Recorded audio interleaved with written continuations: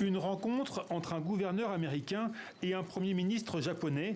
La scène est plutôt inhabituelle, à moins que ce gouverneur soit un futur candidat à la Maison-Blanche en quête de crédibilité internationale.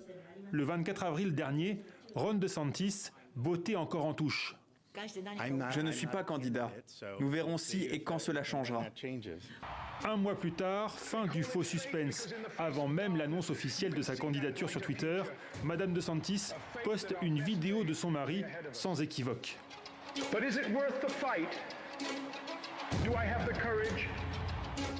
Ron DeSantis, seul contre tous, contre les démocrates au pouvoir, mais aussi contre Donald Trump, qu'il devra d'abord battre aux primaires républicaines. Pourtant, sans le soutien de l'ancien président, jamais ce député quasi inconnu n'aurait été élu à la tête de la Floride il y a 5 ans.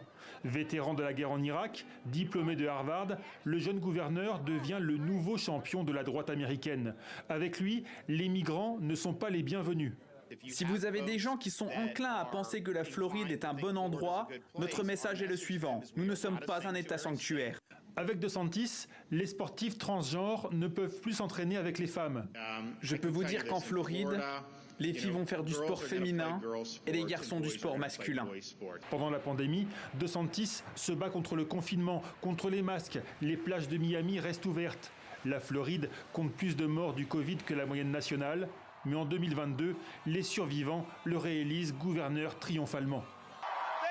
Merci pour cette victoire historique.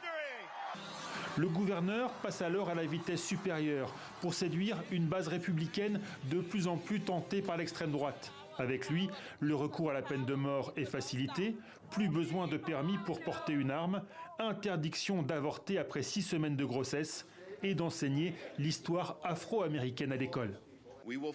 Nous combattrons les woke au Congrès. Nous combattrons les woke dans nos écoles. Nous combattrons les woke dans les entreprises. Nous ne nous rendrons jamais à la mafia woke. La Floride est l'endroit où les woke vont mourir. Fatigués par les excès de Donald Trump, les grands donateurs républicains sont séduits. Fox News le soutient. Les démocrates, en revanche, voient en DeSantis un homme encore plus dangereux que l'ancien président. La principale organisation de défense des droits civiques a même mis en garde contre tout voyage en Floride, qualifié de territoire désormais hostile aux Afro-Américains.